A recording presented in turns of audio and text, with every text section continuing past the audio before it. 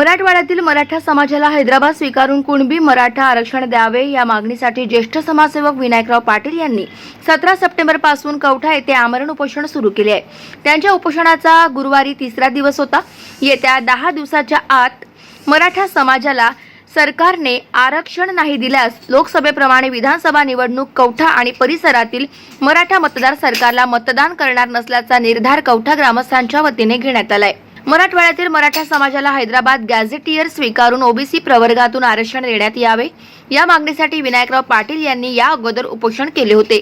3 November 2023 रोजी आरक्षणाकरिता जिवंत समाधी घेण्याचा प्रयत्न केला होता। मुख्यमंत्र्यांनी आश्वासन दिल्यानंतर सर्वच आंदोलने स्थगित केली होती। कलम 371 नुसार मराठवाड्यातील मराठा समाजातील कुणबी प्रवर्गातून आरक्षण मिळावे हा कायदेशीर अधिकार आहे। आरक्षणाकरिता शेकडो तरुणांनी आत्महत्या केल्या आहे।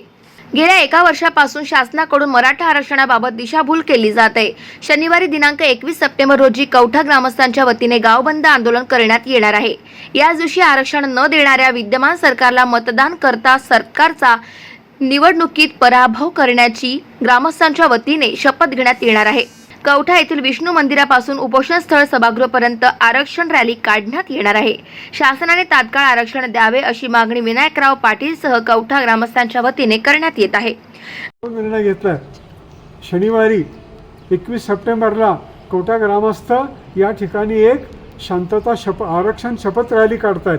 ते शपथ घेत आहेत की जर सरकारने आरक्षण नाही दिलं, हैदराबाद गॅजेट नाही स्वीकारलं तर छत्रपती महाराजांच्या प्रतिमेपुढे शपथ घेऊन सांगतील की आरक्षण नाही दिलं तर सरकारला निवडून देणार नाही, सरकारला सहकार्य करणार नाही, सरकार बदलल्याशिवाय राहणार नाही असं त्यांचं म्हणणं आहे। जेही सरकारमध्ये येऊ इच्छितात किंवा सरकारमध्ये राहू इच्छितात त्यांनी या मराठाला आरक्षण दिलंच पाहिजे। मराठा समाजाला, मराठवाड्यातील समाजाला आरक्षण दिलं पाहिजे म्हणून या टोकाच्या निर्णयाला आम्ही इथं आलो।